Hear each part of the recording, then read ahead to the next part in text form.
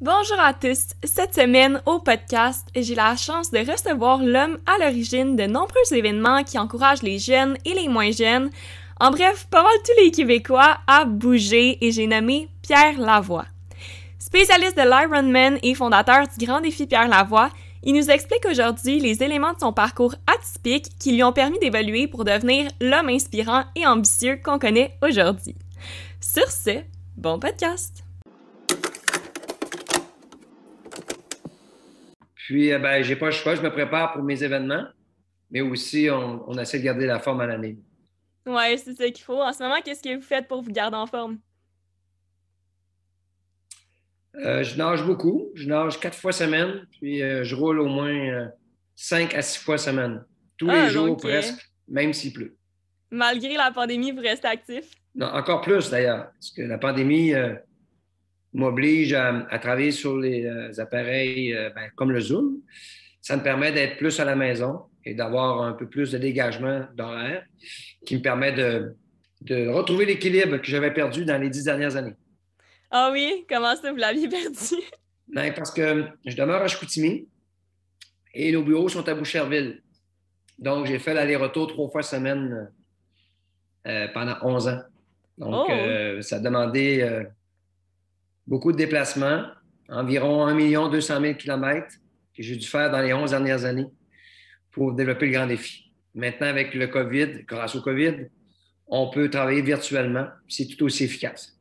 Oui, en ce moment, là, on parle un peu du grand défi de vos événements.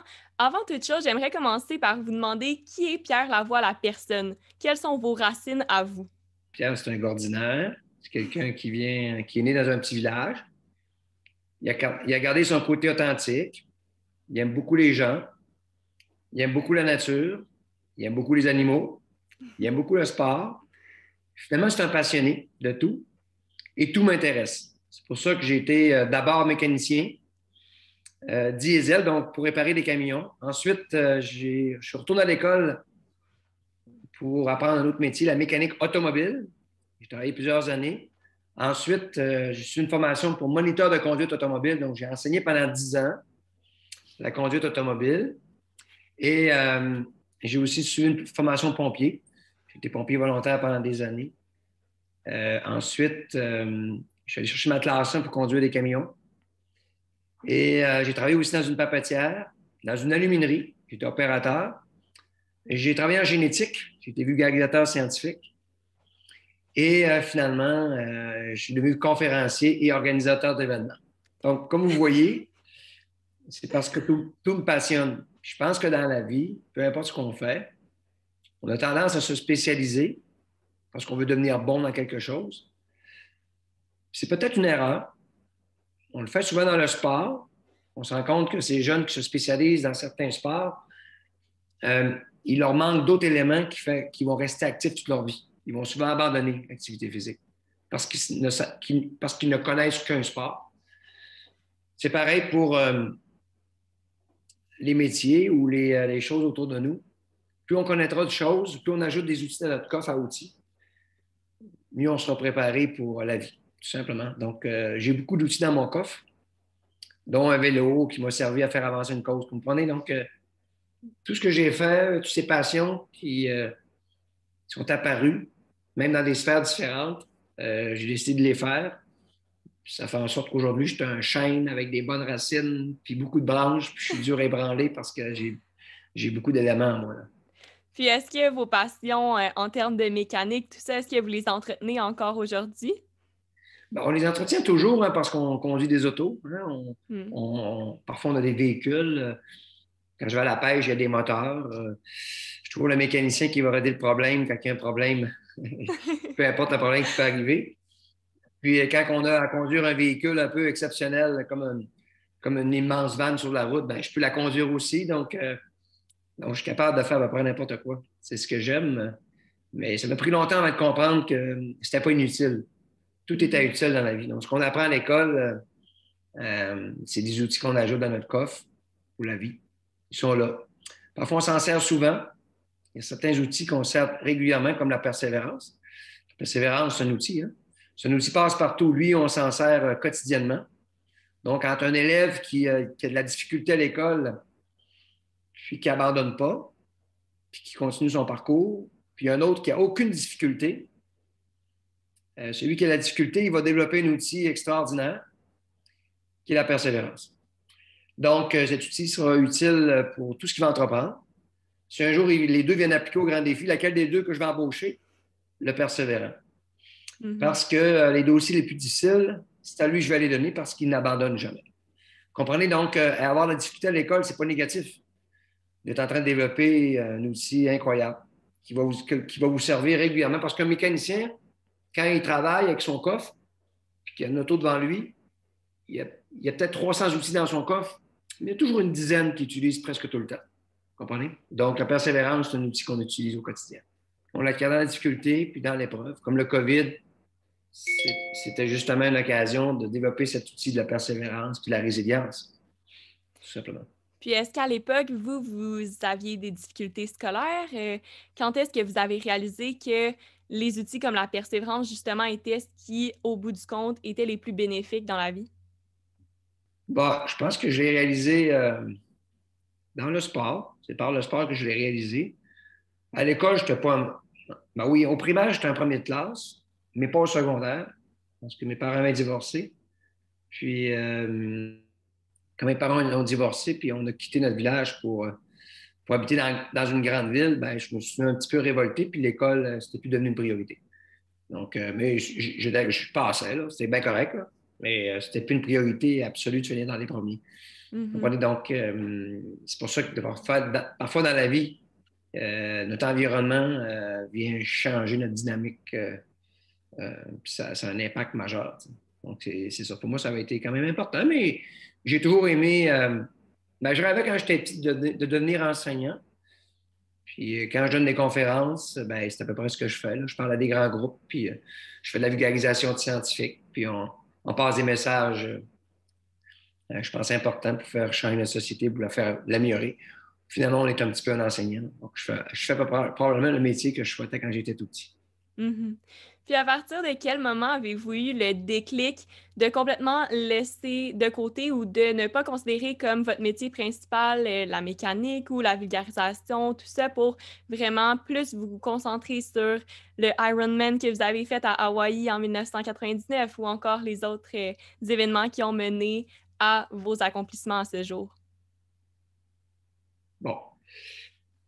D'abord, je deviens mécanicien, puis rapidement, j'obtiendrai mes classes de mécanicien parce que c'est quand même difficile d'avoir des classes de mécanicien, là, classe C, B ou A.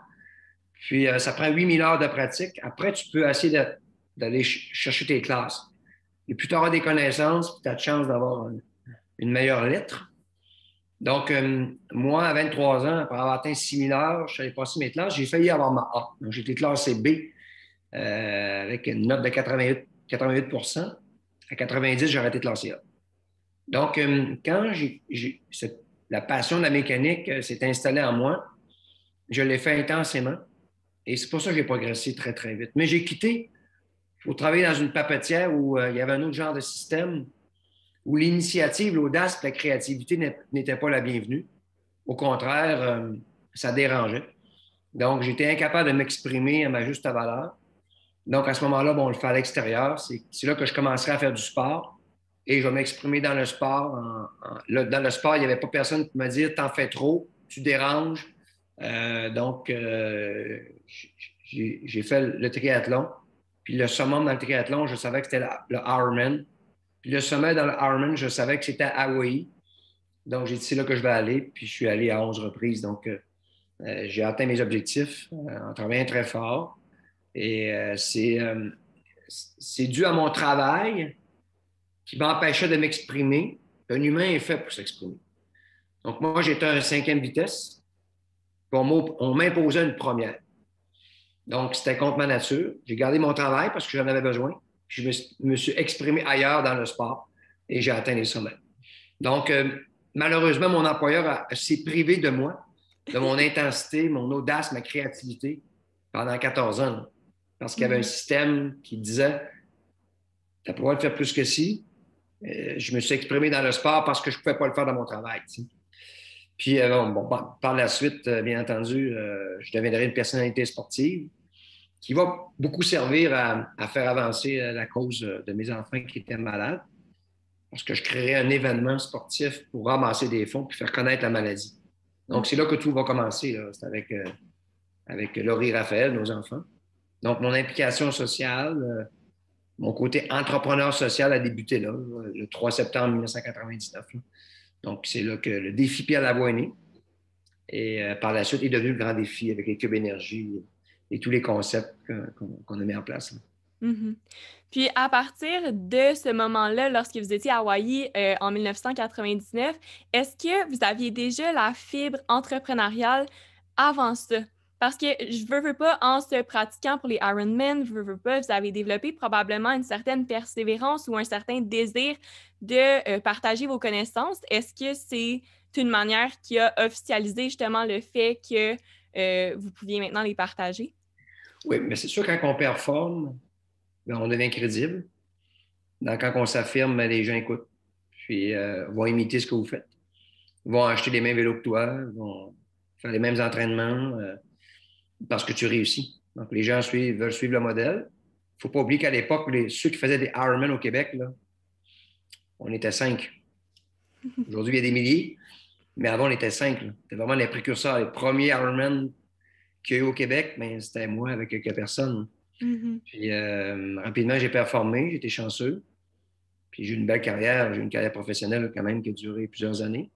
J'ai fait le circuit mondial, puis j'en ai fait 35 des Ironman dans ma carrière. Puis j'ai toujours eu du plaisir. Puis je pense que le côté entrepreneurial, ben entrepreneur, c'est quoi? Je dis toujours aux gens, c'est que c'est se retrousser les manches, c'est travailler sans compter ses heures, puis c'est d'être axé sur les résultats. C'est ça l'entrepreneur, tu sais. Puis on dit souvent aux gens, quand tu fais ta passion, le temps ne compte plus. Il y a beaucoup de gens qui comptent le nombre d'heures qui restent dans la journée avant de finir leur chiffre de travail. Il y a beaucoup de gens qui comptent le nombre de journées avant que la semaine se termine. Il y a beaucoup de gens qui comptent le nombre de jours qui restent avant leurs vacances. Il y a beaucoup de gens qui comptent le nombre de jours ou de semaines ou d'années qui leur restent avant de prendre leur retraite. C'est parce qu'ils ne sont pas passionnés de ce qu'ils font, tout simplement. Mm-hmm. Quand on est passionné, on ne veut jamais s'arrêter. On veut travailler toute notre vie. Puis je dis aux jeunes, choisissez pas les conditions puis le revenu. Vous allez vous tromper parce que s'habituer à des bonnes conditions de travail, ça prend 2 semaines. Et s'habituer à un bon revenu, ça prend 2 autres semaines de plus. Donc, après un mois, vous serez totalement habitué à vos conditions de travail et votre revenu. Ça ne vous impressionnera plus. Puis si vous n'avez pas choisi votre passion, ben, vous serez malheureux dans votre job toute votre vie. Et si vous avez choisi votre passion, vous aimerez la faire tous les jours. Donc, c'est important quand on fait des choix, comme tu es en secondaire 5, tu as probablement déjà choisi à quoi tu vas aller. En tout cas, tu penses, tu vas prendre l'orientation qui va te donner que tu vas trouver plein de portes. Mais écoute ton cœur et ta passion. Il y a beaucoup trop de jeunes qui vont choisir les conditions puis le revenu, puis ils sont tous malheureux. Mm-hmm. Je te dis, là, ça, c'est un conseil que je peux donner aux gens. Suivez votre passion. Vous ne vous tromperez jamais. Jamais. Regardez jamais le revenu, puis regardez jamais les conditions de travail.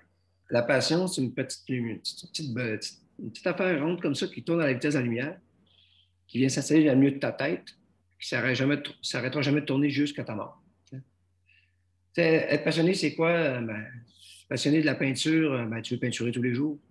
Être passionné du sport, ben, tu veux t'entraîner tous les jours.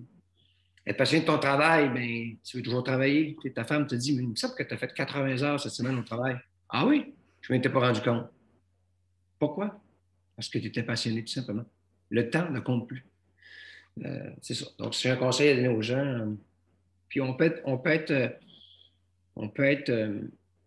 passionné de plus qu'une chose. Hein. Tantôt, je le disais, moi, j'ai encore plein de passions. Je n'ai pas terminé. C'est encore 50 ans à vivre. J'ai encore plein de choses à réaliser. Au contraire, je viens de commencer à acquérir, je dirais, mon plein potentiel cognitif et mon plein potentiel physiologique aussi. Mm-hmm. Donc, quand on m'évalue au niveau physiologique, je tombe dans les 1 par centile des jeunes 20-25. Donc, tu prends des jeunes 20-25 ans, c'est normalement qui sont les plus en forme dans la société. Je finis dans les 1 par centile, dans les 1 sur 100. Il y en a 99 qui sont moins en forme que moi physiquement. Mais Donc, c'est pas surprenant. oui, mais donc ça, là, ça veut dire que j'ai investi dans mon rire, santé toute ma vie. Mhm. Là, j'arrive à un certain âge, je suis encore jeune, puis en plus, j'ai acquis des connaissances. Donc, Mhm. imagine, cognitivement, je suis à 100 puis physiquement, je suis à 100. Donc, je peux livrer encore pendant des années. La plupart des gens de mon âge aujourd'hui, ils pensent à leur retraite parce qu'ils savent qu'ils vont tomber malades dans 4-5 ans. Là. Ils ne Mhm. vont plus voyager, puis ils vont rester à la maison, puis ils vont se promener pendant 15 ans entre l'hôpital et la maison, puis Tim Hortons, prendre un Non, c'est café. vrai. Ben oui, c'est ça la réalité. La grande Mhm. majorité des Québécois, ils finissent chez Tim Hortons, là, prendre un café. Là. Ils ne peuvent plus Mhm. voyager parce qu'ils sont pas assurables, puis ils ne peuvent pas aller à la chasse ou à la pêche, tu sais, parce que c'est trop dangereux. Finalement, ils finissent leurs dernières années en non-qualité de vie. Là. Donc, Mhm. ça se prépare, ça. Donc, c'est comme investir dans ton fonds de pension, mais tu investis dans ton rire santé au quotidien pour t'assurer qu'un jour, tu puisses en profiter. Fait qu'à un moment que tu en profites, c'est entre 60 et 100 ans. Tu sais. Moi, je Ouais. connais des gens, mais d'ailleurs, Guy Rocher, qui est le fondateur, un des pères fondateurs de la Révolution tranquille, ceux qui ont bâti. Si aujourd'hui, tu es instruite et tu Mhm. seras très bien instruite, c'est grâce à lui. C'est les gens qui ont pensé le Québec moderne en investissant massivement à construire des écoles au Québec. C'est là qu'on a construit par la suite les cégeps, puis on a ajouté des universités. C'était réservé seulement à une classe sociétale à l'époque. Là. Donc, c'est Mhm. terminé. Ils ont arrêté ça et on a instruit tous les Québécois. T'sais. Il y a 97 ans, puis il enseigne encore à l'Université de Montréal. Puis quand il parle, tu jurais qu'il y a 25 ans. Cognitivement, il n'a rien perdu, au contraire. Mhm. Il est encore plus allumé que quand il y avait 25 ans. Ça veut Mais dire que le cerveau, là, tu le gardes allumé, tu le laisses brancher. Un cerveau, c'est fait pour régler des problèmes. Puis les jeunes qui ont, je parle de problèmes, vous perdez l'occasion de faire des interconnexions dans votre cerveau qui vont faire en sorte que vous êtes bright, allumé, mhm. créatif, audacieux. Mais si vous recherchez aucun défi, aucune épreuve, vous contournez les obstacles, vous évitez les problèmes, vous ne voulez pas confronter un exemple, le virus, ben, vous allez développer rien à ça. Là. Vous Mhm. serez à la fin une personne qui n'a pas beaucoup d'impact dans la société. Là. Mais qu'est-ce que vous diriez à toutes les personnes qui n'ont pas nécessairement eu l'envie ou quoi que ce soit, la motivation de bouger au cours de leur vie, puis que, rendus à votre âge, ils se disent, ah, ben, il est peut-être un peu trop tard. Non, il n'est jamais trop tard. Les études le démontrent, dès que tu marches 5 minutes, déjà, tu as des bienfaits pour ton corps. Si tu m'as mieux t'alimenter, déjà, tu as des bienfaits, systématiquement. Si tu dors mieux, tu bois, tu bouges, ton corps, c'est une machine qui était programmée. Tu sais, votre corps, c'est votre véhicule d'expression. Il va toujours bien vous servir. Il va vous servir à voyager, à aller à l'école, à travailler, à avoir des enfants, à avoir beaucoup de plaisir dans la vie. Mais vous devez vous en occuper. C'est votre responsabilité. C'est pas celle de l'État. C'est la Mhm. vôtre. Il y a des petits besoins essentiels. Boire, manger, dormir, bouger, puis rester branché cognitivement. Si on fait le minimum, il va bien vous servir longtemps, parce qu'il est fait pour vivre très vieux et produire beaucoup plus qu'on pense. Mhm. Mais l'humain a tendance à baisser les bras. On pense toujours qu'il est trop tard. Quand vous parlez d'une jeune fille de 30 ans, elle se trouve vieille. Quand elle arrive à 50 ans, elle se trouve vieille encore. Mais c'est drôle, hein? À 30 ans, j'étais jeune, puis je pensais que j'étais vieille. Puis quand elle est rendue à 70 ans, elle dit là, je suis vieille. Mais pourtant, elle le dit depuis qu'elle a 30 ans qu'elle est vieille. Mhm. Pourtant, elle ne l'était pas. Puis elle rêve d'avoir 50, mais elle a 70. Puis là, à 90 ans, elle dit qu'à 70, je pensais que j'étais vieille. Je ne l'étais pas. Mhm. C'est de Elle est le vieux. réaliser par la suite, là. Non, votre corps, là, je vous le dis, là, si on s'en occupe bien, si on l'apprend jeune, c'est pour ça que dans les écoles, moi, je suis pour le multisport. Je suis pour développer des compétences plutôt que développer de la performance. On sait que les jeunes qui développent des compétences, c'est eux qui restent actifs toute leur vie. Ceux qui développent de la performance, c'est eux qui décrochent du sport. C'est les plus grands décrocheurs du sport. Mais le système scolaire, tout ce qui est autour est bâti pour la performance. Puis on perd beaucoup de jeunes à cause de ça, qui arrêtent de bouger. C'est pas de leur faute, Mhm. c'est le système finalement, qui les rejette. Puis à partir de quel moment vous avez réalisé qu'il y avait une lacune en matière d'activité physique chez les jeunes?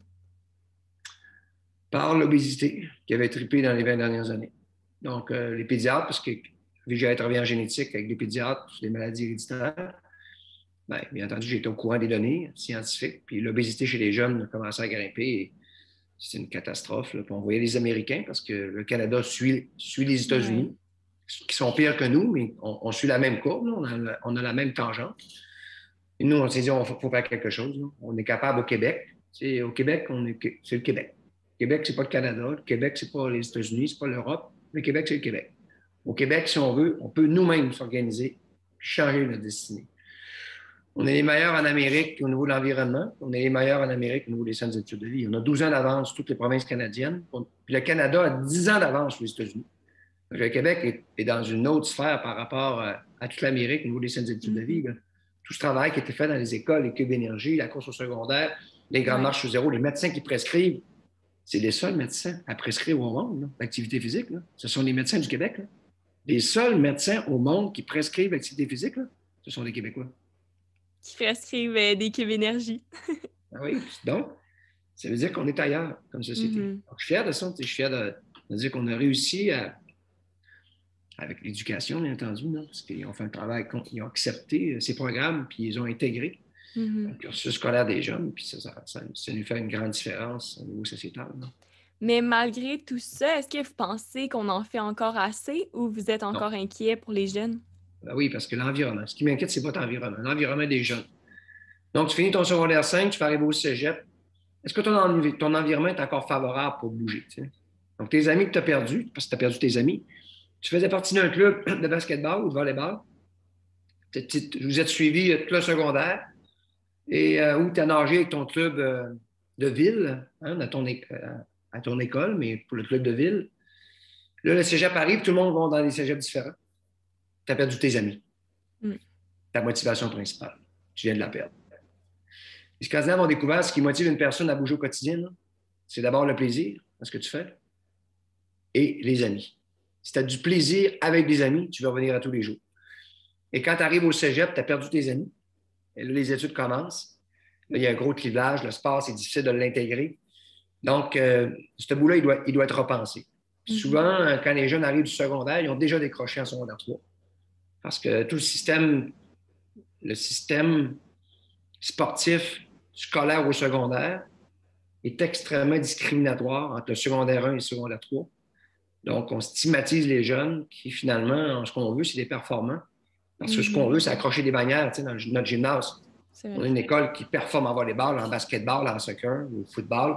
Puis on a des années 1987, 91, 92, et l'école, bien entendu, qui est en compétition contre les autres écoles publiques et privées, veulent remporter leur bannière et donc vont bencher les jeunes filles toute la fin de semaine de volleyball pour gagner la bannière. Oui. Puis est-ce que vous pensez qu'à ce niveau-là, au niveau de la compétition, on en fait trop, puis on mise moins sur la fierté de bouger? Ça prend les deux. Donc, je ne suis pas contre le sport de compétition, mais moi, mon rêve, c'est d'avoir une jeune fille comme toi qui court dans le quartier tous les jours, mais tout le monde est convaincu que tu t'entraînes pour le marathon de Québec ou de Montréal. Okay? Parce que tu cours tous les jours. On va courir, OK, elle s'entraîne pour un marathon, c'est certain. Puis quand quelqu'un ose te parler et te pose la question, mais tu t'entraînes pour le marathon de Montréal? Non, je m'entraîne pour ma santé. On aura réussi. Le jour que je verrai des jeunes bouger pour leur santé, mais pas pour un enjeu de médaille ou un enjeu de bannière ou de titre scolaire ou de titre de l'ego de l'entraîneur qui veut absolument avoir des super athlètes. Puis bien, le jour qu'on aura cette approche, qui est une approche scandinave en passant, on aura réussi. On y arrivera parce qu'on se dirige vers ça tout doucement. Moi, je mets beaucoup de pression sur le système. Je le dénonce, comme je le dénonce ce soir. Puis ce que je veux, c'est que les jeunes puissent grandir dans un environnement sain, santé pour le sport. Ton corps a besoin de bouger. Tu n'es pas obligé d'être dans un environnement de stress, de comparaison, de mesure et d'évaluation. Je m'en fous totalement que tu ne cours pas vite. Mais moi, je sais une chose, c'est que tu dois bouger 1 heure par jour. Donc, comment je le fais? Pourquoi on veut, quand on met des enjeux de performance, ça exclut. Vous savez, on dit souvent que dans certains sports, pour développer un athlète olympique, tu as dû brimer 2000 enfants qui ne font pas de sport. Parce que tu as dû mettre des structures d'exclusion autour de lui pour qu'il puisse se développer. Donc, le coût social pour l'olympisme, il est majeur. L'olympisme crée des dommages collatéraux majeurs pour un show aux 4 ans, qui coûte des milliards et qui, à la fin, on reste avec des éléphants blancs. Donc, je préférerais beaucoup plus avoir des championnats du monde à chaque année, où l'athlète qui va se blesser peut se reprendre l'année d'après. Ah non, je te reprendrai dans 4 ans. Néglige tes études. Il y a combien d'athlètes au Québec, des athlètes québécois, qui n'ont pas d'éducation? La majorité. C'est beau la médaille, mais c'est éphémère la gloire. Ça dure 3 semaines. J'espère qu'il te reste un diplôme après. Fait que, tu sais, toute la remise en question sur la performance. Puis, bien entendu, ces fédérations veulent des jeunes de talent. Parce que s'ils ne gagnent pas de médaille aux Jeux olympiques, ils vont se recouper 50 de leur budget par Comité olympique canadien. Tout le système canadien est basé sur la performance. Si tu ne gagnes pas de médaille, ton organisme est souvent sous-financé.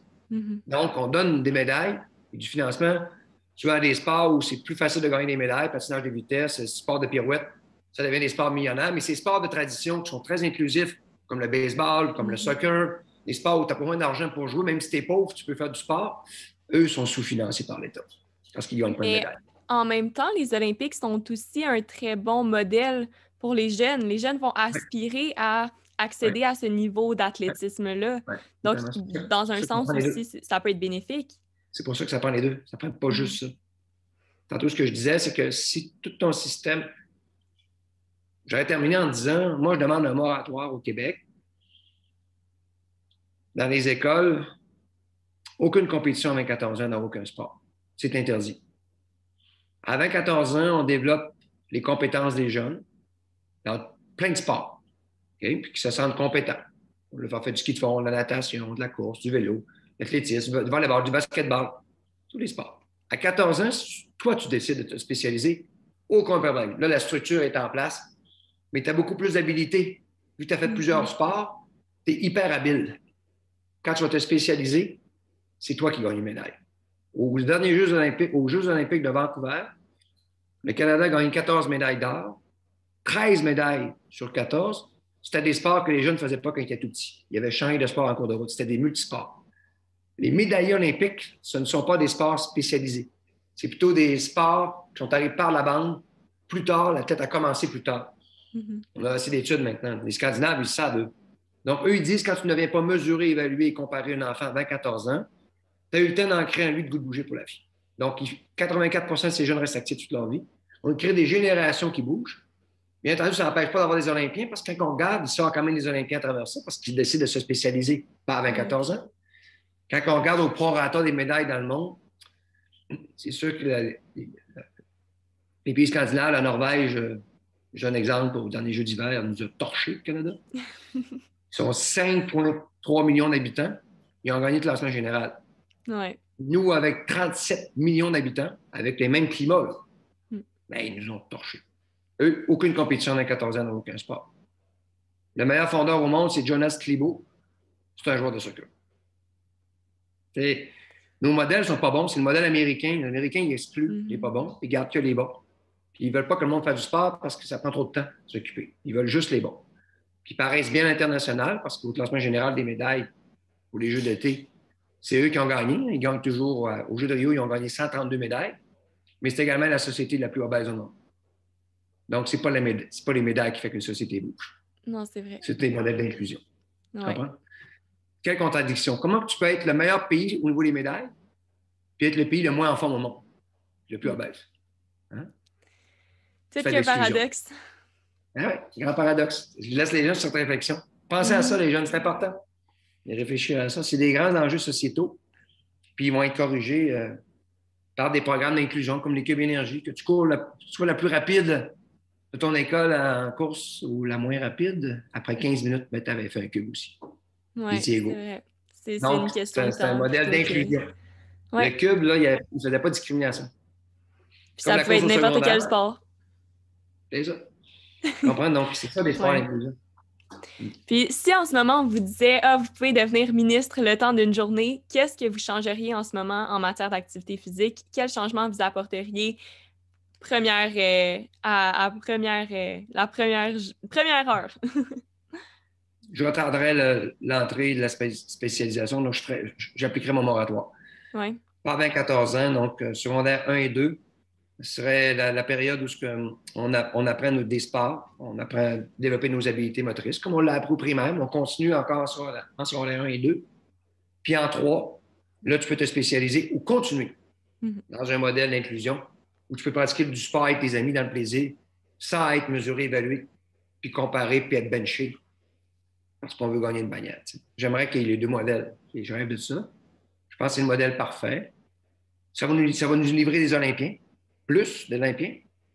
Puis en plus, on aurait notre modèle de santé publique serait amélioré. Mhm. Donc, ça va se passer par l'éducation. Donc, moi, je serais ministre de l'Éducation. J'appliquerai mon moratoire. Donc, par 20-14 ans, on ne spécialise pas les jeunes. On applique le modèle scandinave.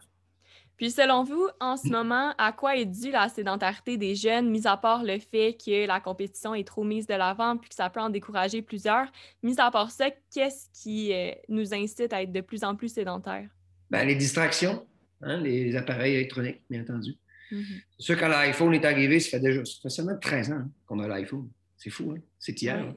Puis l'iPad, c'est 7 ans seulement. Ça vient juste d'arriver. Là. Pourtant, les jeunes étaient déjà sédentaires là, avant ça. Donc, les gens attribuent tout ça aux appareils électroniques. Non, non, c'est les systèmes autour. Si le jeune il a du plaisir avec ses amis, je vous le dis, avoir du fun avec ses amis, puis rester sur son téléphone à la maison, il va avoir du fun avec ses amis. Ouais. Donc, il faut comprendre la psychologie humaine. C'est pareil pour les enfants, les adolescents, les adultes et les personnes âgées. Plaisir ami. Ce sera tout le temps ça, toute notre vie. Mhm. Donc, les appareils électroniques, il faut s'en servir. Oui, ça des distractions rend nos enfants captifs, inactifs. Mais comment s'en servir pour les faire bouger? C'est possible. Aujourd'hui, là maintenant, tout le monde va en avoir. Ça va nous aider parce qu'avant, on voulait aller sur les appareils électroniques, mais on n'osait pas parce que pas tout le monde en avait. Ouais. Il y a pas mal que tout le monde en a. Fait qu'on est capable maintenant de leur parler là-dessus, de les faire bouger là-dessus, d'utiliser ces modèles virtuels pour les mettre en action, créer des programmes, créer des événements virtuels pour qu'ils puissent se retrouver en gang. Puis, donc, il faut juste être brillant. Là. Être brillant, c'est possible. Mais oui, bien entendu, toutes ces distractions qu'il y a autour. Puis, tantôt, quand je dis à l'école, à 20-14 ans, c'est souvent toutes les organisations qui sont autour des écoles qui essaient de faire bouger les jeunes, qui, eux, doivent réfléchir. Il ne faut pas que je sois pressé. On veut trouver le talent le plus tôt possible. Donc, retarder tout ce monde-là. Après ça, les appareils, intégrer dans nos appareils des choses qui plaisent aux jeunes, puis qui leur permettent d'être ensemble, tu sais, puis qu'il y ait du fun. Je pense qu'on peut aller chercher ce minimum, puis on faire comprendre que votre corps, il y a vraiment un minimum de moments pour être actif. Puis c'est possible de le faire, dans le plaisir. Puis souvent, au cours de la pandémie, on a entendu que le taux de dépression, de stress, d'anxiété chez les jeunes avait beaucoup augmenté. Vous, étant un organisme qui faisait bouger les jeunes et qui contribuait définitivement à ce qu'il y ait une diminution de la sédentarité, comment vous vous êtes adapté au cours de la pandémie pour continuer à viser les mêmes objectifs, les mêmes accomplissements, puis continuer à motiver les jeunes? Ouais, on s'est tourné vers le virtuel. On a programmé nos événements, comme la course au secondaire est devenue Bouge-toi le cube. Puis l'autre, c'est les cubes énergie à la maison. Donc, on avait un programme pour le primaire, un programme pour le secondaire. On a lancé aussi 1 million de kilomètres ensemble qui revient cette année avec les écoles primaires, secondaires et les entreprises. Puis on a fait aussi des grandes marches au zéro virtuelles. Puis on a multiplié par 10 le nombre de participants qu'on avait en présentiel. Donc, ça nous a permis d'aller encore plus loin. Pour la santé mentale, là, puis c'est sûr que, bon, ce que je voudrais dire, c'est que l'humain, c'est une machine d'adaptation. Pas pour rien qu'on domine la planète, là, parce que l'humain a toujours su s'adapter à ses environnements qui étaient parfois totalement déstabilisants et inconfortables. Donc, l'humain, on a ça en nous. C'est intrinsèque, c'est génétique. On était programmé pour ça. L'humain a cette capacité là, de relever les plus grands défis et de passer à travers les pires épreuves de la vie. On est conditionné pour ça. Donc, on est né avec tout ça en nous. Ça semble endormi. On pense qu'on ne l'a pas. Mais la meilleure façon de le savoir, c'est quand tu es confronté. Donc, le COVID est arrivé. On dit que les jeunes ont beaucoup souffert, c'est vrai, mais ils ont une très grande capacité d'adaptation. C'était les premiers à être très habitués à être sur les réseaux sociaux, puis d'être capable de communiquer, puis de comprendre. Nous, les plus vieux, c'est un petit peu difficile, mais eux autres, on comprenait rapidement parce que c'était votre monde à vous. C'était naturel pour vous. Vous étiez déjà là-dessus. C'était votre enseignant qui avait de la misère parce qu'il n'était pas habitué. Il avait de la misère à livrer sa matière. Oui, il n'est pas bon. Il n'est pas bon. On voyait qu'il était inhabile parce qu'eux, ce n'était pas leur monde. Vous, c'était votre monde. Mais ils avaient quand même relevé ce défi-là. Puis, qu'est-ce qui va se passer après? C'est qu'on a développé la résilience et on sera meilleur après. Donc, quand la deuxième vague est arrivée, est-ce qu'on avait moins peur? Bien oui, parce qu'on avait vécu la première. On l'avait confronté. Mm-hmm. Il y a toujours deux choix dans la vie. OK? Ça, c'est important que vous compreniez ça. C'est quand tu as une difficulté devant toi, là, un problème, une épreuve, un défi, ou peu importe, là, si tu le confrontes, OK? Tu as le choix. Là. Tu peux dire, ah non, moi, je veux subir, ah non, je ne suis pas capable, là, tu vas le subir. Donc, ce sera une expérience négative tout le long. Mm-hmm. Puis à la fin, elle m'a posé, puis comment c'était? C'était vraiment pas le fun. Donc, pour toi, c'était une expérience négative. Si tu l'as confronté, non, c'est pas vrai, là. Moi, j'appelle ça, je me ferai pas tondre. Je dis toujours ça à mon directeur général, moi, là, c'est pas vrai, là. C'est pas vraiment me faire tondre. Excuse-moi, là, on va se battre, on va le confronter. Quand tu le confrontes, là, tout ce que tu as en toi, là, ce que je te parlais tantôt, là, c'est instinctif, notre ADN. Donc là, il ressort en toi l'audace, la créativité, puis les initiatives. Mm-hmm. Quand est-ce que c'est parce que tu n'as pas le choix. C'est en train de confronter quelque chose que tu ne connais pas, mais tu ne veux vraiment pas te laisser abattre. Bon, tout le long que tu es en train de te battre, tu es en train de développer des habilités, des connaissances, et tu apprends des choses. À la fin, quand c'est terminé, tu sais passé, tu viens de poser la question, puis comment c'était? Ah, on a beaucoup appris. Puis, finalement, tu sais, on a compris des choses, puis c'était quand même assez positif. Ah, toi, tu vas avoir que du positif, l'autre va avoir que du négatif. C'est quoi la meilleure attitude? C'est de confronter. Il ne faut pas éviter. Il ne faut pas contourner. Il faut rentrer dedans. Puis se dire, je ne réussirai peut-être pas, mais au moins, je vais apprendre. Si vous faites ça toute votre vie, là, ben, un jour, on se retrouvera en haut de la pyramide de la société ensemble pour la changer. C'est comme ça que ça se passe, la vie. C'est dans la confrontation, c'est dans l'audace, c'est dans y aller. Quand tout le monde reste sur le quai, toi, tu as assez d'éléments, moi, j'y vais. J'ai assez d'informations, puis le pire va m'arriver, c'est que je ne réussirai pas. Mais au moins, j'aurais appris. Donc, si on se permet l'erreur, ça veut dire que tu as beaucoup moins de stress. Ouais. Puis quand tu n'es pas stressé, fais moins d'erreur. Oui, mais je pense que tout est une question d'ambition puis de oser prendre des risques. Là. Ça se rallie vraiment aux valeurs du podcast en général parce que moi, j'ai réalisé en entrant... Là... Oui. Ben, j'allais juste dire que j'ai réalisé en entrant au secondaire que j'avais beaucoup de difficultés. J'étais dans un programme qui était assez élevé académiquement parlant, puis je venais d'une école de campagne que j'avais appris juste les couleurs en anglais, puis je me retrouvais avec des gens qui avaient fait des programmes à moitié en anglais, à moitié en français. Puis en secondaire 1, c'était très difficile de se retrouver parmi un nouveau monde complètement différent de ce qui était le primaire. Puis moi, j'ai délaissé la danse à cause de ça, puis je m'en suis voulu parce que je savais que ça m'aurait aidé à vraiment plus laisser aller mon stress, puis tout ça, mais inconsciemment, c'est la première chose que j'ai ciblée comme un conflit à mon horaire. Oui, je comprends. Mais tantôt, j'allais dire, tu sais, l'audace, là, c'est pas de la folie. L'audace, c'est du courage mélangé de l'intelligence. C'est vrai. Tu as bien réfléchi à ton affaire, OK? Puis tu es courageuse, puis tu y vas. C'est juste ça. Puis on dit que tu es audacieuse. Tu es juste courageuse, mais puis tu étais brillante. Tu as réfléchi à tes affaires. Tu n'es pas allé dans quelque chose qui n'avait pas d'allure. Hein. Si tu y vas, tu as regardé les éléments. Il y en a que ça leur prend tous les éléments pour avancer. Parce qu'ils sont insécures. Toi, tu en as assez. Tu y vas. Donc, c'est là qu'il va faire que tu seras toujours en avant des autres. Parce que tout le monde, pendant que tu es en train de traverser l'océan, sont restés sur le quai, pas en Angleterre, mais en Espagne, pendant qu'il découvrait l'Amérique. Il avait regardé son équipage, il leur a dit je suis convaincu qu'il y a un continent de l'autre côté. Ils l'ont regardé, il avait l'air sûr de lui. Il a embarqué dans la chaloupe, ils ont ramé, puis ils ont découvert l'Amérique. Il leur aurait dit je pense qu'il y a un continent de l'autre côté. Personne n'a embarqué. Il n'aurait pas découvert. Donc, qu'est-ce qu'il dictait? C'est dire c'était son feeling. Le feeling, c'est ça, là, c'est ton nez, tu sens qu'il faut y aller. Puis ça, c'est toujours ton meilleur indicateur. Puis ça, malheureusement, c'est pas enseigné à l'école. Non, non, non, C'est non. vraiment à force de faire des expériences puis d'oser aller vers des projets qui nous font qui peuvent nous faire peur des fois, mais qui au bout du compte, on sait qu'on va en ressortir gagnant. Là. Oui, oui. Mais l'important, c'est de se dire, bon, il y a des choses qu'on pense que ça ne nous servira jamais, là. Mhm. Mais c'est des outils qu'on rajoute dans notre coffre, comme je te disais. Puis un jour, hop, tu sors ton outil parce que tu l'avais.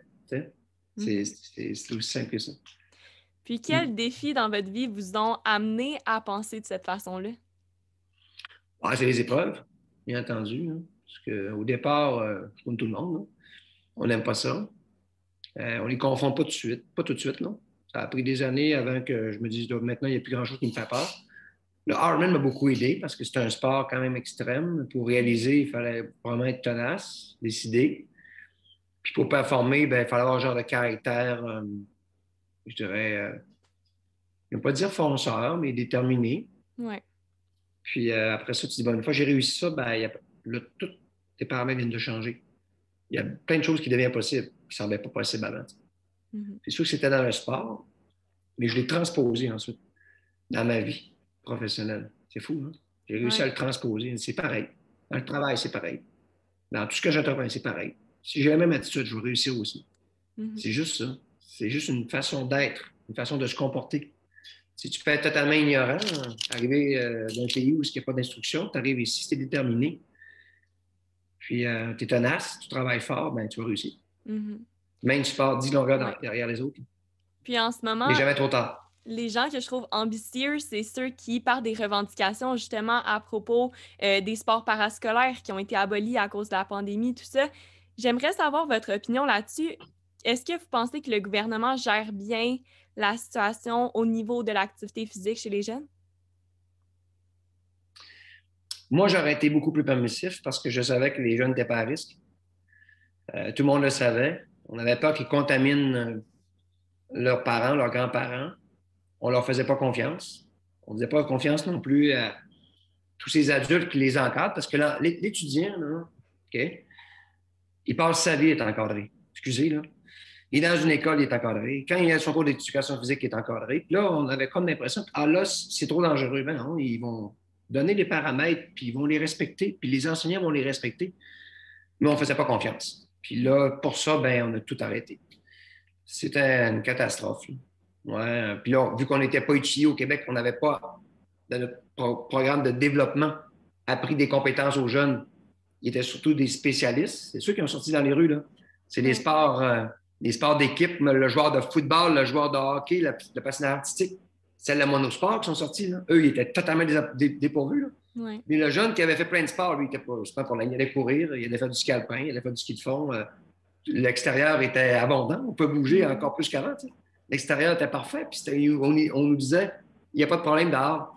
Mais tous ceux qui étaient dans les sports organisés intérieurs, eux, ils sont ramassés. Finalement, on s'est rendu compte qu'on avait notre modèle d'approche.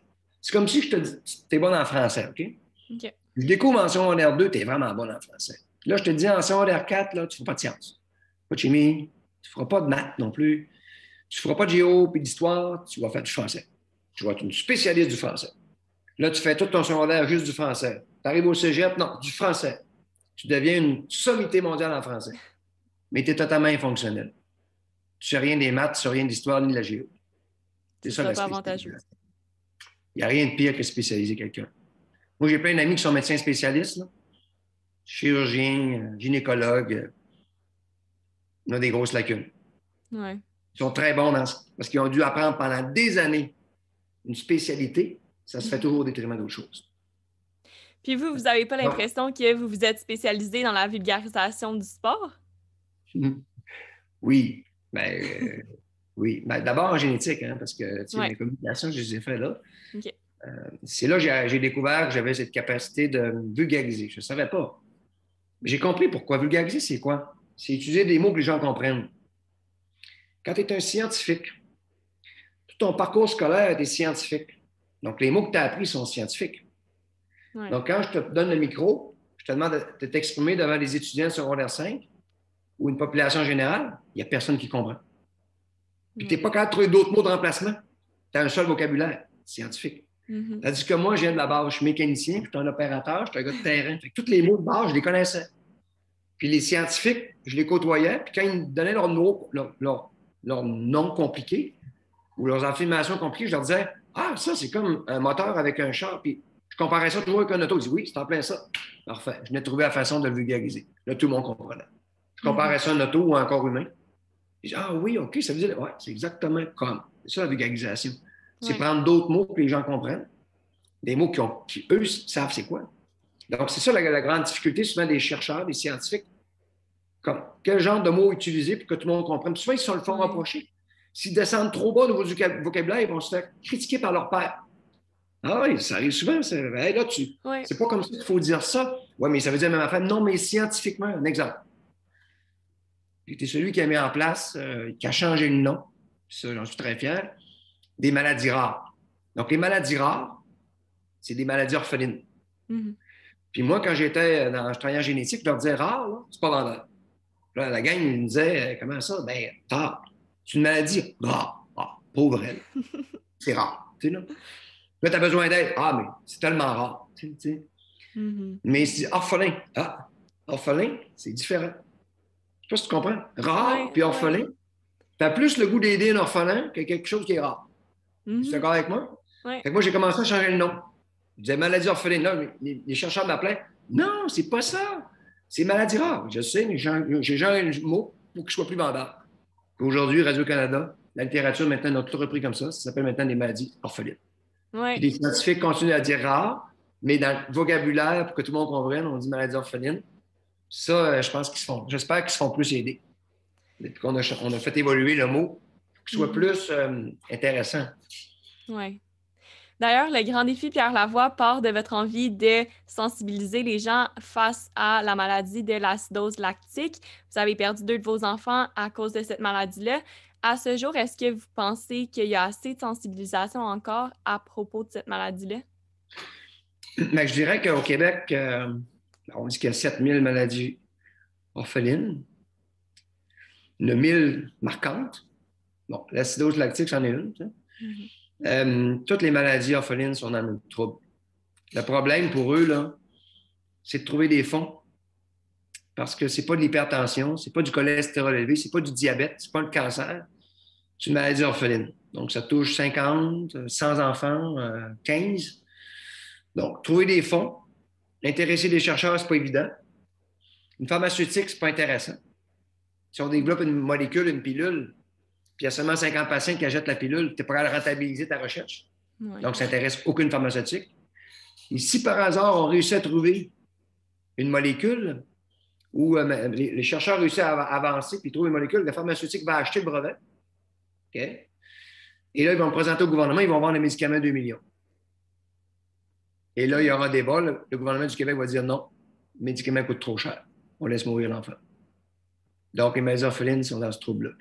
Une maladie rare, aujourd'hui, on peut trouver des médications, mais souvent, la médication coûte une fortune. Pour la rentabiliser, la pharmaceutique va fixer son prix qui est démesuré, qui fait en sorte qu'on est dans le trouble. Même quand on trouve une solution, on n'est pas prêt à la payer. Encore une fois, ça se rapporte au système. Bien, parce que tout l'argent au Québec, 80 % des jeunes qui sont dans les hôpitaux aujourd'hui, hospitalisés, c'est dû à des maladies qu'on pourrait prévenir par nos comportements. Ce qui est l'iniquité, c'est qu'il y a des gens qui vont naître avec des maladies, comme les maladies génétiques. Eux vont très mal se faire servir par le système. Puis les autres qui vont les développer par le comportement, les habitudes de vie, vont très bien se faire servir. C'est ça l'iniquité. Oui. Tu comprends? Donc, toi, tu n'as même pas eu le choix. Tu es malade parce que la génétique ne t'a pas avantagé. L'autre qui va les développer avec ses mauvaises habitudes de vie, tout le système est pour lui, puis ça ne sera aucun problème, on va traiter. C'est ça l'iniquité. Puis, est-ce que vous pensez que cette épreuve-là dans votre vie a fait en sorte que maintenant, la proximité avec les jeunes est vraiment plus... comment dire? C'est plus sensible auprès des jeunes. Vous arrivez à rejoindre les jeunes directement parce que, justement, vous êtes un modèle de père qui a passé à travers ces épreuves-là? Ah oui, ça a aidé aussi. Ça a aidé aussi pour les enseignants. C'est les enseignants qui étaient sensibles à ça. C'était pas de la bullshit, là, c'était du vrai. On racontait des vraies affaires, qu'on était frustrés, mais on avait aussi fait avancer la cause, trouver le gène, fait avancer les choses. Hein. Tu sais, ils voyaient qu'on n'était pas juste, on faisait pas juste parler, on était dans l'action, on posait des gestes, on créait des programmes inclusifs, gratuits pour les écoles. Je faisais payer les entreprises privées pour qu'ils viennent faire leur contribution, pédaler les cyclistes en leur disant de parrainer des écoles. Pédaler, c'est bien, mais être impliqué, c'est mieux. Ouais. Donc, j'ai créé des ambassadeurs. Donc, c'est ce qui fait qu'aujourd'hui, on est crédible. C'est parce qu'on n'a pas juste parlé, on a posé des gestes, on l'a fait toujours pour les bonnes raisons. J'espère qu'au Québec, puis je ne suis pas fait ça me faire reconnaître du tout, là, malgré que j'ai reçu beaucoup de reconnaissance. Puis quand je la reçois, je l'accepte parce que à chaque fois qu'on reçoit une reconnaissance, on nous donne un micro Hmm. pour pouvoir s'exprimer. Ça vous donne Et une on voix. fait, et on fait exactement ce que je viens de te dire aujourd'hui. Toutes ces choses qui doivent changer, je peux les partager.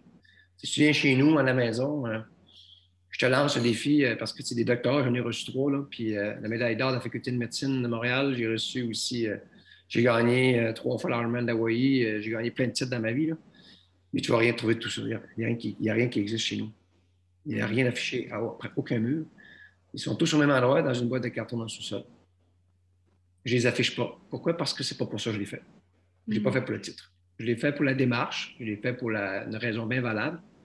Puis un jour, peut-être mes petits-enfants sortiront tout ça, puis ils regarderont ça, puis ils verront, oh, Colin, papa, il a fait telle affaire, papa, il a fait telle affaire, telle affaire, telle affaire. Mais c'est important de faire les choses pour les bonnes raisons. Puis, on aime les enfants, on en a perdu 2. On l'a toujours fait pour aider les enfants. On le faisait pour les nôtres au début. Aujourd'hui, on le fait pour les enfants du Québec. Puis, si je veux qu'un jour le système de santé soit durable, il faudrait y intégrer la prévention. Et si on dégage la marge de manœuvre monétaire, parce que maintenant on fait beaucoup plus de prévention, on pourra l'investir dans les vrais malades, ceux qui naissent avec les maladies. C'était ma vision des choses au départ. Aider les maladies orphelines en s'attaquant aux maladies qu'on développe par nos comportements, tout en respectant les gens, tout doucement en éducation, en étant patient, en sachant très bien qu'une personne âgée, tu ne peux pas y imposer un changement, c'est trop difficile, mais allons éduquer. Préparons les prochaines générations. C'est plus tard, je ne sais pas qu'est-ce que tu vas faire, mais je sais que j'aurai un impact sur toi dans ta vie. Je suis convaincu. Je te reverrai dans 10 ans, dans 15 ans avec tes enfants, puis je verrai tes comportements, puis je sais qu'il y aura un petit bout de moi dans tes comportements. Puis, jusqu'où vous souhaitez aller avec ça? Est-ce qu'à un moment donné, il pourrait y avoir un élément déclencheur qui va vous faire réaliser que vous avez le devoir accompli, puis que vous êtes sur le point de vous retirer ou quoi que ce soit? Qu'est-ce qui va faire un jour en sorte que vous décidez de vous retirer? Différentes affaires. Au niveau politique, d'avoir un vrai ministère de la prévention. Non, un vrai ministère de la santé. Là, présentement, c'est le ministère de la maladie. Parce que tout l'argent va pour guérir. On ne fait pas de prévention au Québec. Donc, un système de santé, ça évite d'être malade. Un vrai système de santé. Là, on a un système de maladie. Donc, on guérit les gens quand ils sont malades. Donc, moi, je rêve à ça. Je pense que ça peut exister. L'autre, je pense que c'est déjà réalisé ce que je voulais faire. C'est partir une roue, rentrer dans la tête des gens que les saines habitudes de vie, c'est important pour notre santé. Puis, on est tellement contaminé au Québec. Maintenant, quand il y a 244 000 personnes qui s'inscrivent à une marche en plein hiver sous zéro, puis qui marchent, c'est le plus gros événement sportif qui s'est produit en Amérique. C'est jamais produit en Amérique, là. Même les Olympiques, il ne faut pas bouger autant de monde que ça. Non. Donc, tu dis, OK, ça veut dire que c'est rentré dans nos valeurs québécoises. Ça va juste grandir avec vous. Puis moi, c'était mon travail. Puis je le verrai de mon vivant, hein, cette société qui change. Les écoles aussi, dans le Lab École, où on construit, on rénove les écoles sur le modèle du Lab École avec Ricardo et Pierre Thibault. Les écoles ont commencé. Celle de Québec, ça fait 2 mois qu'on l'a construit. Celle de Saguenay, ça fait 2 semaines. Bientôt, au Québec, toutes les écoles seront rénovées et bâties sur le modèle que nous, on a pensé. Ce sera aussi une belle réussite. C'est ça ma contribution pour l'éducation, parce que je crois fondamentalement à l'éducation, puis je crois fondamentalement qu'on élève les sociétés en éduquant, puis, mais pour tous, sans discrimination. T'sais. Donc, c'est pour ça que quand on veut m'amener dans un système élitique, pourtant je l'ai été là, pendant toute ma vie, là, comme compétiteur, il y a toujours des dommages collatéraux autour de ça. Il faut être prudent là-dedans. Ça doit exister, mais ça doit pas prendre toute la place. Vous êtes vous-même un modèle pour plusieurs, mais qui ont été vos modèles? Moi, au niveau intellectuel, okay, ça a toujours été Gérard Bouchard, le frère de Lucien Bouchard. C'est un grand sociologue. Là. Il habite dans mon quartier, puis il m'a beaucoup influencé dans les maladies héréditaires parce que l'organisme pour qui j'avais travaillé, c'est lui qui l'avait fondé 20 ans avant. OK. Puis c'est une sommité mondiale. Tu sais. Mais maintenant, j'en ai un nouveau, c'est Guy Rocher, père fondateur de la Révolution tranquille. J'invite tout le monde à aller voir le documentaire qui a passé il y a à peu près un mois à Radio-Canada, les grands reportages. Allez voir Guy Rocher, grand reportage. Allez écouter ça. Là, vous allez dire, OK, là, vous allez voir d'où on parle. Vous allez tout comprendre du système d'éducation. Qui a décidé? Pourquoi ils voulaient ça? Toutes les difficultés qu'ils ont eues. C'est de toute beauté. Puis là, ce gars-là est encore vivant. Il a 97 ans. Il enseigne encore. Tous les autres sont morts. Puis quand il te parle, là, tu te dis, ben voyons donc, il n'a rien perdu de sa vigueur, de ce qu'il a. Donc moi, c'est sûr, j'aimerais ça être un Guy Rocher, à 97 ans, qui continue à influencer par son discours, son expérience, mais il est resté branché. Ouais. Donc, c'est un modèle. Intellectuel, c'est lui. Sportif, ça a toujours été Pierre Harvey, le père d'Alex. Dans ce qu'ils font, parce que mon sport préféré, moi, c'est le ski de fond. Malgré que je fais plein de sports, je fais de la haute route, je fais de la raquette, je fais du ski alpin, je fais du snow. Je fais de la course, de la nage, du vélo et du vélo de montagne. Je fais plein de sports. La liste est longue. Oui, la liste est longue. Donc, mais je ne suis pas excellent dans. Je suis bon. Ouais. Donc, je suis compétent dans tous les sports, mais pas performant dans un. Si on le prend individuellement, je ne me démarque pas par rapport aux meilleurs. À part la course. Mais si j'en mets 3 ensemble, je leur demande des autres de faire 3 en même temps, moi, je suis meilleur que les autres. Ouais. Parce que je suis compétent. Donc, mon corps est assez habile. Je te donne un exemple très concret. Quand j'ai appris à faire du snow, bon, j'ai appris, j'avais 40 ans. Je ne l'avais jamais fait. Là. Ma belle-sœur a dit, je vais te prêter le snow, Denis. Puis, je vais sur ce mois d'avril parce que, tu sais, je ne veux pas qu'il y ait beaucoup de monde dans les pistes parce que j'étais connu. Et je suis arrivé, je suis parti en haut, et je n'ai jamais tombé. J'ai jamais tombé en snow. J'ai jamais tombé. Elle dit, comment ça fait que tu sais en faire? Non. Mais tu es capable, oui, parce que le ski de fond, c'est un sport de déplacement et de transfert de poids. Et le snow aussi, mon cerveau était déjà habilité au transfert de poids. Quand je suis embarqué là-dessus, j'étais compétent. Qu'est-ce qui permettait de le faire? D'autres sports. Donc, c'est ça le déjà développé, oui. Ben oui. Donc, tu peux prendre après n'importe quel sport, tu vas toujours être habile, ton cerveau a développé, on appelle ça la littératie physique. Donc, la science des mouvements, tu encore les connais à peu près tout. Là.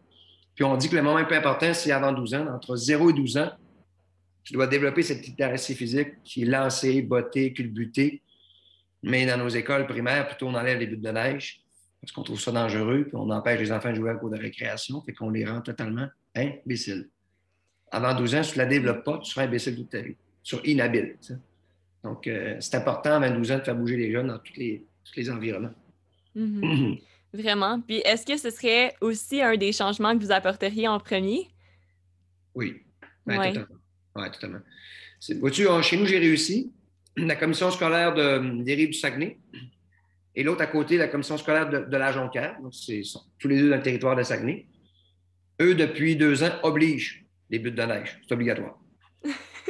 Obligatoire. Tu es obligé d'en avoir une. Tandis qu'à Montréal, on les enlève. Oui. Quelle contradiction. C'est fou, oui. Vraiment. Mais ça démontre bien à quel point, lorsqu'on met notre pied par terre, ça peut avoir un impact concret. Oui. Si on essaie d'influencer, ce qui me donne ce pouvoir d'influence, ben, c'est vous tous. Tous ceux qui nous supportent et qui sont derrière nous, qui croient et savent qu'on fait pas ça on fait ça pour les bonnes raisons. Qu'on a de l'influence sur des ministres, sur des politiques, sur des maires de villes. On est influenceurs, on influence. Puis, quand il y a 244 000 personnes qui s'inscrivent à ta marche, donc quand je parle, ben là, ça a de l'impact. C'est ce qui me donne cet impact, les gens qui nous appuient. C'est aussi simple que ça. Puis est-ce que vous avez peur qu'à un moment donné, ça se perde, ça, étant donné que les jeunes ont tellement de modèles dans différents domaines avec les réseaux sociaux, tout ça, c'est-tu plus difficile de capter l'attention des jeunes à ce jour que ce l'était il y a 10 ans? Bien, mais ce qui est important, là, OK, c'est que faut que tu sèmes la graine. Okay?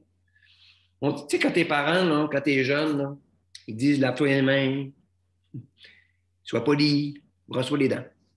Bon, tu le fais sans t'obstiner. Okay? Là, quand il arrive ado, il arrête de se brosser les dents, il se lave plus les mains, ils sont impolis. Tu dis, voyons, tout ce que j'ai appris, il ne fait plus rien de ce que j'ai montré. T'sais. Mais une fois adulte, il reprend les valeurs qu'il a apprises quand il était tout petit. La période de turbulence, la période de l'adolescence. C'est tout à fait normal. Ils veulent s'identifier, ils font des choses, c'est tout à fait normal. Là. Mais les valeurs qu'on a inculquées quand ils étaient tout petits sont là pour la vie. Donc, c'est important quand ils sont jeunes de leur inculquer des valeurs. Si on leur inculquer des valeurs de l'activité physique, du sport et des choses, ne vous inquiétez pas, adolescents, ils vont faire toutes sortes d'affaires. Puis une fois adultes, c'est inculqué dans la tête. Ça va revenir. Ouais. Il faut juste être patient. Donc, ces graines ont été semées dans les écoles avec les cubes énergie. Puis, je les vois apparaître bientôt. Là. Les premiers qui ont fait des cubes, ben, ils terminent leur université bientôt. Déjà? Oui. Il y en a même qui, cet été, cet hiver, je me fais interviewer par un journaliste. Il vient chez nous. On voulait parler des grandes marches sous zéro. Il dit, là, on parle de toutes d'affaires. Puis il dit, hey, tu sais, Pierre, j'ai fait des cubes quand j'étais jeune. Ça se fait pas, là. Oui, je l'ai fait à la fin de mon primaire, là, mais j'ai fait des cubes, moi. OK, c'est bon. Puis après ça, je m'en vais sur Zoom. C'est une enseignante dans une école. Elle voulait que je parle à ces jeunes démotivés. C'est dans le cadre de la persévérance scolaire, justement. Oui. Puis à la fin, elle vient pour fermer le système. Elle dit, Pierre, juste te dire que j'ai fait des cubes quand j'étais jeune, moi. Je suis une enseignante. C'est une enseignante aujourd'hui. Donc, ils ont terminé l'université, les premiers. Ouais. Fait que je suis très patient dans la vie, ça s'en vient. Une forêt qui pousse, là, puis elle va pousser avec des belles valeurs. Il y a eu cette période de turbulence. C'est distraction, mais c'est une valeur, elle reste en toi. Elle est tout le temps là. Et tu sais qu'un jour, tu vas le reprendre. Tu sais que c'est important. On te l'avait dit quand tu étais tout petit. Puis, quels sont vos prochains objectifs, justement, avec le Grand Défi Pierre Lavoie? Prochain, le grand défi, c'est de faire un succès du million de kilomètres ensemble. J'invite tout le monde les 18, 19 et 20 juin à s'inscrire en groupe, en équipe, entre amis, puis faire des kilomètres, puis nous les donner. Mais les prochains objectifs, c'est en 2022 d'être capable de revenir avec nos événements normaux, en y incluant le virtuel, pour y donner encore plus d'impact, et développer les États-Unis parce que on a commencé en Floride et au Texas à faire des cubes. On devait faire 1 million d'élèves l'an passé. Mais le COVID nous a empêchés de le faire, mais on avait quand même un intérêt pour 1 million d'élèves. Puis on relance ça dans les prochaines semaines pour les petits Américains parce que les écoles américaines, on avait fait des pilotes dans 8 États. Ils ont trippé sur les cubes. Donc là, il faut juste trouver du financement américain pour financer les cubes énergie dans les États américains. Donc peut-être qu'un jour... tous les États-Unis feront des cubes énergie que le Québec a produit il y a 12 ans. Vous préfériez pas attaquer le reste du Canada avant de vous attaquer aux États-Unis? Le Canada le fait déjà dans la francophonie, mais pour bien connaître la politique canadienne, il y a 2 grandes solitudes au Canada. Quand il y a quelque chose qui vient des Anglais canadiens, les Québécois ne le font pas.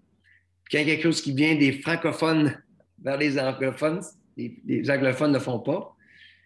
On utilise la même stratégie que Céline Dion, qui ne se fait jamais reconnaître au Canada, jusqu'au temps qu'elle conquérit les États-Unis. Et là, les Canadiens ont dit « Wow, quel artiste extraordinaire! » Elle a fallu se faire reconnaître par les Américains. Parce que les Canadiens, ce sont des Américains. Ils écoutent la télévision américaine, c'est des Américains. Nous, on est plus Européens, on a une culture, nous, on a un star system, tu sais, qui est propre à nous. C'est pour ça qu'au Québec, on est capable de faire des choses que bien du monde ne peut pas faire sur la planète. On a vraiment une société incroyable. Puis si on continue à l'instruire, l'avenir est prometteur.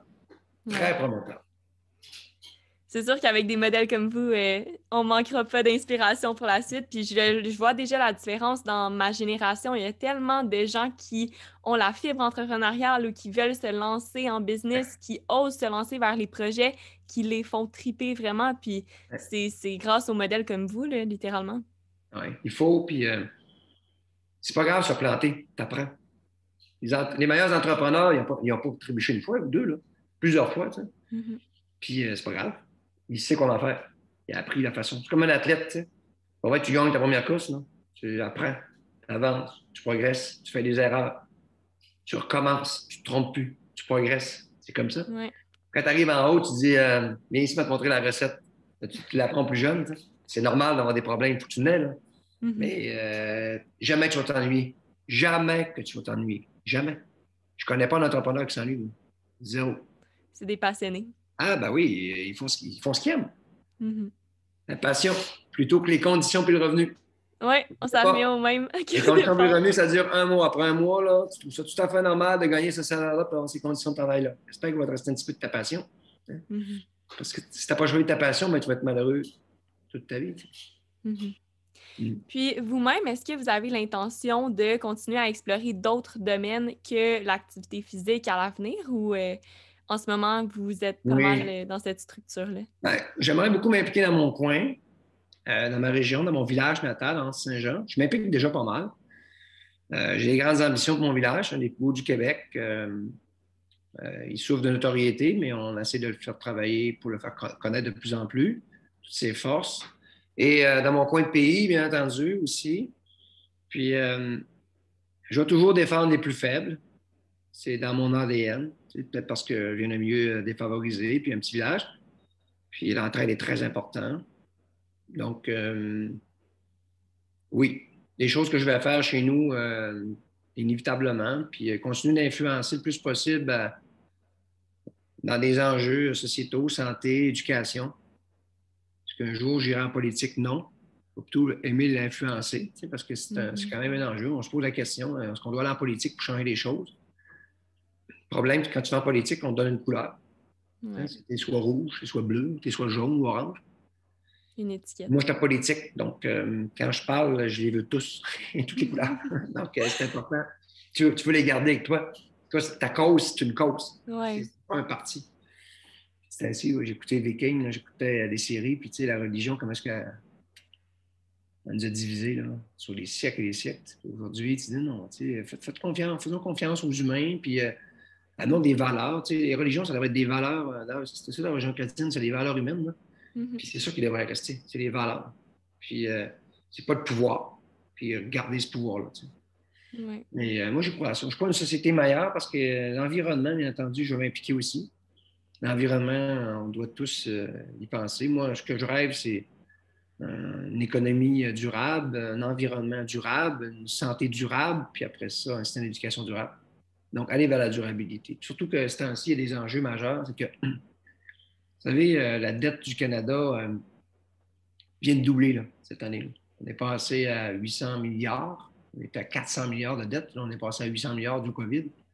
Et avec les autres années qui restent, on va atteindre 1000 milliards de dettes. Bon, il faut passer à travers cette épreuve là, économique. Au Québec, 18 milliards.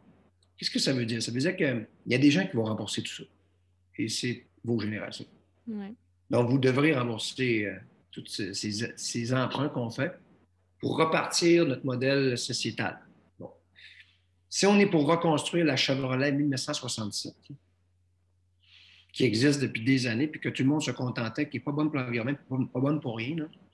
À l'époque, tout le monde rêvait d'avoir une Chevrolet Chevelle 1967 avec un V8 de dette. Donc, si on est pour reconstruire la Chevrolet 1967, puis c'est vous qui allez la payer, vous allez être déçus parce qu'il existe des Tesla aujourd'hui, des modèles contemporains. Vous méritez vous méritez la pérennité, la durabilité. Et vu que vous allez payer la facture, vous devez maintenant imposer vos choix. S'il y a un troisième lien à Québec, ce n'est pas une bonne idée pour l'environnement ou pour la société moderne, il faut le dénoncer, même si le gouvernement a dit qu'il allait le faire quand même. Est-ce qu'on a encore besoin d'autant de routes, de ponts et de stationnements sur l'île de Montréal? Non, je ne pense pas. On pourrait peut-être travailler autrement. On va faire la ville de façon plus agréable, plus verte, plus on en fait des milieux de vie. T'sais. Mais qui décide présentement? C'est pas encore vous. C'est encore les vieilles générations qui vont vouloir reconstruire leur Chevrolet 1967. Ouais. Fait que je vous fais des mises en garde. Sortez dans les rues, plaignez-vous. Vous commencez à être nombreux. Dans 10 ans, on aura un changement générationnel important. Et si on a construit la Chevrolet 1967, on devrait vivre avec encore pour les 40 prochaines années. Donc, il y a un momentum, là. Il est là. C'est pas ça. Le COVID est venu nous mettre un momentum devant nous, accélérer un momentum de changement. Et on n'aura jamais emprunté autant d'argent. C'est jamais arrivé, là. Qu'on emprunte autant d'argent pour repartir notre société. Mais il ne faut pas reconstruire l'ancien modèle qui n'était pas bon pour l'environnement, ni pour la santé humaine, ni pour l'économie, puis ni pour le système d'éducation. Donc, c'est une réflexion, je vous laisse sur cette réflexion. Pensez à ça, vous devez vous affirmer sur les réseaux sociaux, écoutez la politique, suivez-la, commentez-la, critiquez-la. C'est votre droit entier. Puis peu importe votre âge, même si vous n'avez pas le droit de voter encore, mais ça part. Parce que je vous le dis, là, ma génération qui était derrière cette génération-là qui a créé le modèle 1967. On a voulu le changer, mais on n'était pas assez nombreux. Il est arrivé derrière nous les Y. On s'est dit, on va être assez nombreux. On n'était pas encore assez nombreux. Là, maintenant, arrive l'autre génération. Je pense qu'ensemble, on va être assez nombreux pour faire évoluer notre société dans des modèles un peu plus responsables. Sur cette note très inspirante, c'est fou à quel point vous faites des bonnes comparaisons. Pour vrai, c'est clair qu'en ce moment, les gens qui écoutent doivent être encore sous le choc, là. Moi, je le suis vraiment. Mais j'ai une dernière question pour vous avant de passer au segment des questions en rafale. Qu'est-ce que vous diriez au Pierre de 16 ans? Oh! Ah, tabarnouche. Je dirais, fais-toi confiance. Ça va bien aller. Sérieux, c'est peut-être ça que j'avais besoin. Mes parents étaient divorcés, hein, puis c'était difficile. Puis quand tu m'es élevé par une mère, monoparentale avec 4 enfants, sur l'aide sociale dans un HLM, c'est difficile. Ton environnement n'est pas du tout favorable. Puis je dirais, fais-toi confiance, puis travaille fort. Puis tout ce que tu rêves, il faut le réussir. Vraiment, j'aimerais ça revenir en arrière, là, puis revenir à 16 ans. Puis miser plus fort encore sur l'éducation. Est-ce que je me serais spécialisé? Non. Bon, j'aurais fini enseignant parce que je voulais être enseignant. Fait que je serais enseignant, probablement. Là. Mais à l'époque, il y a eu ce petit moment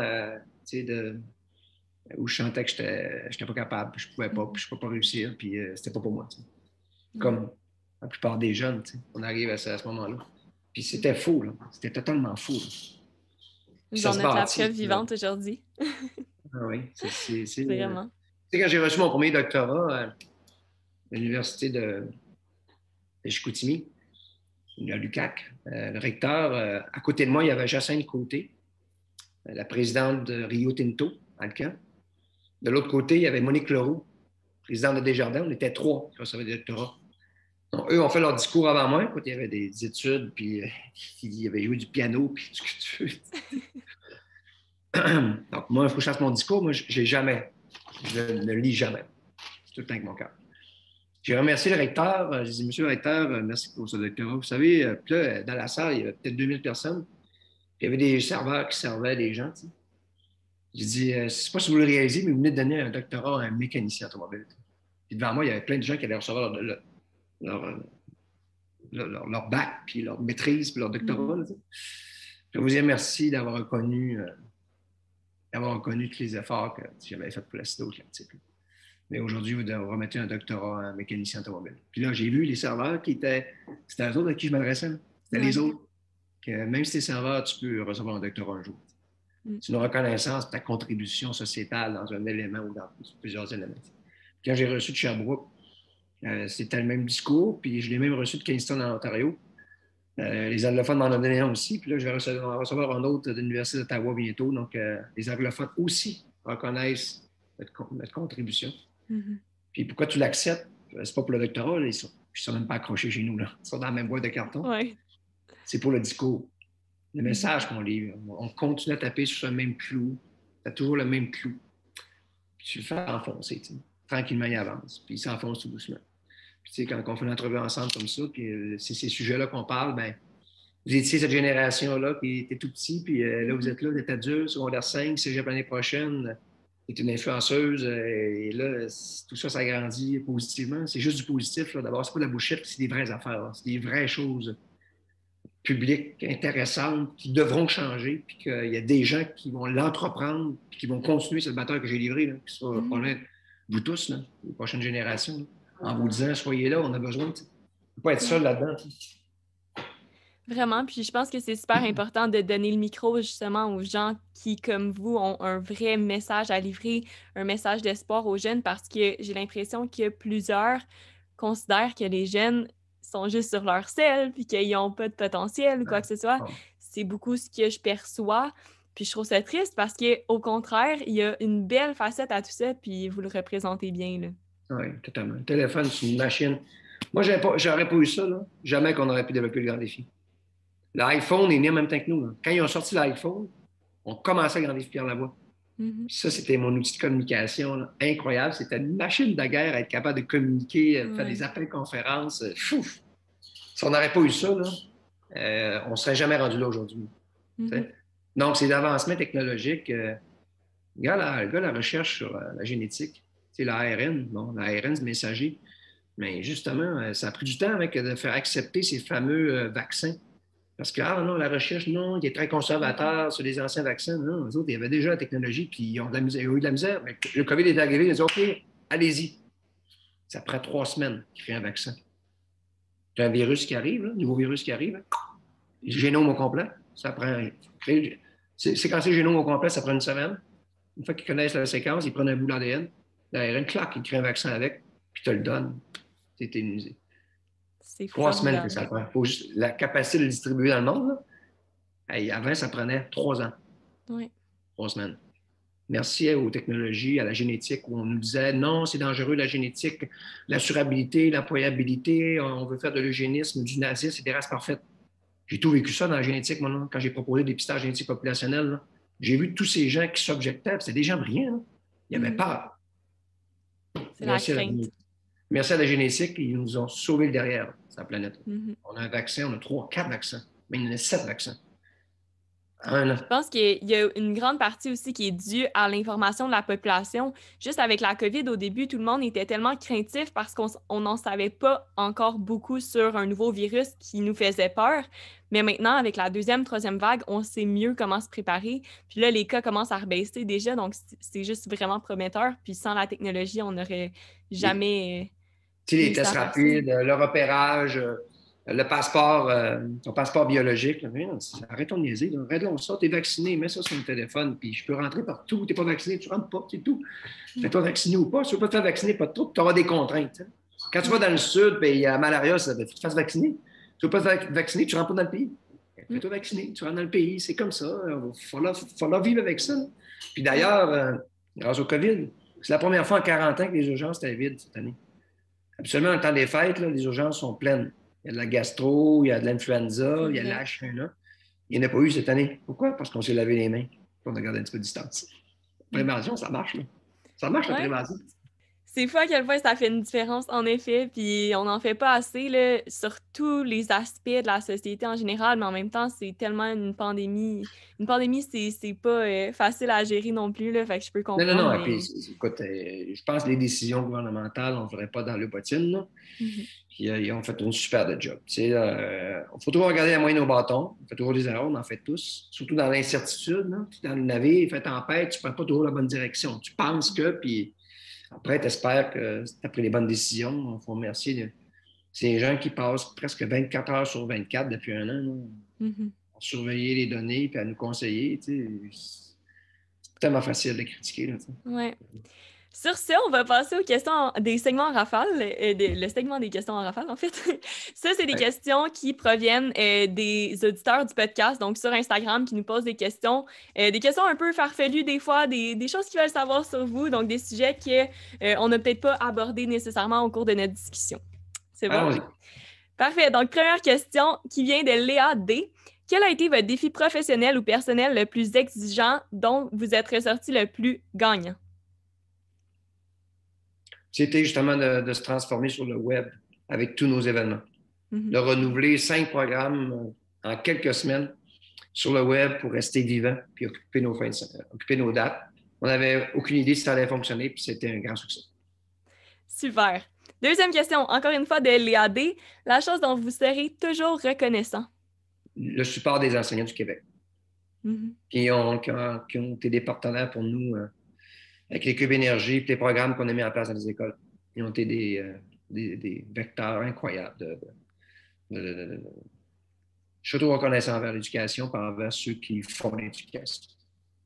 Super. Troisième question de la part de Justin P. Avez-vous déjà pensé faire un autre métier? Si oui, quel serait-il? J'aimerais ça avoir un café, partir un café. Oui, vraiment, là, puis accueillir le monde, leur servir un bon café, embaucher des étudiants à l'université du cégep pour leur faire travailler un petit peu pour leurs études, puis rendre ça jeune, mais avec un espace très haut, tout en bois, fenestré, où les gens se sentent bien, ils viennent travailler leur école, viennent faire leurs travaux, et aussi l'intergénérationnel, les gens viennent parce que c'est du bien, puis je leur sers un bon café, un cappuccino, un expresso, là, ou un double. Tu sais. Ça, c'est une chose que j'aimerais faire. Je suis sûre que ça fonctionnerait bien en plus. Ensuite, quatrième question de Marianne L. qui ont été vos plus grands modèles au cours de votre vie et pourquoi? Là, on en a un peu parlé tantôt, mais si Ouais. on prend vos Ben, modèles personnels. les modèles, c'est ceux qui ont changé les choses, qui ont eu des impacts sociaux. Tu sais. Mhm. Ces gens-là qui se sont. Tu sais, Martin Luther King, ou, tu sais, on peut pas en penser.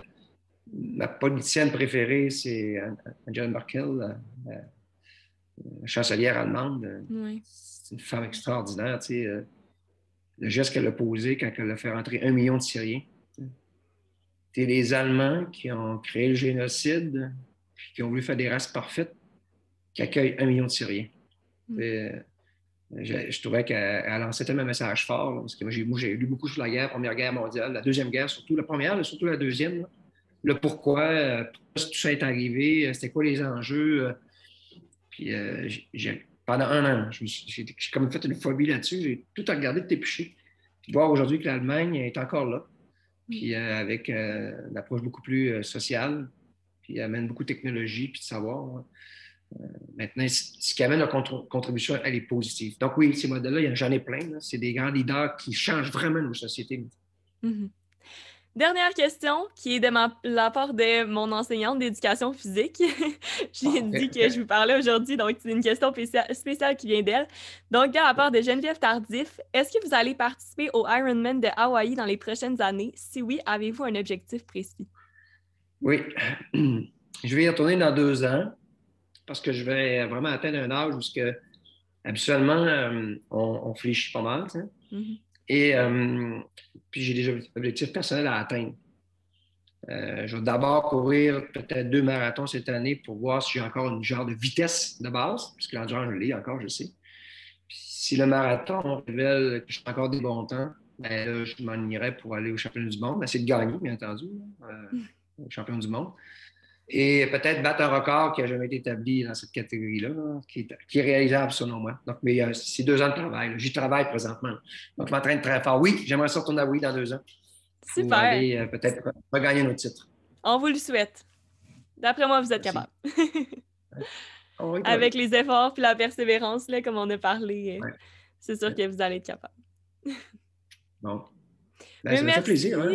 merci d'avoir C'est vraiment un participé plaisir. à la discussion. Pour vrai, c'est sans rien enlever à personne d'autre, c'est vraiment un de mes épisodes, je pense, préférés. C'est ce qui va le plus me faire réfléchir après, puis qui va m'inciter à bouger définitivement, puis à oser me lancer dans les projets qui me font le plus peur. Rosalie, ça me fait grand plaisir. Merci, tu continues. Merci. T'es très bonne. Tu peux faire à peu près Merci. n'importe quoi. Tu peux rajouter ça à ton arc. Là. Euh, Pour la est-ce que suite, tu as appliqué en ATM à Jonquière? Non.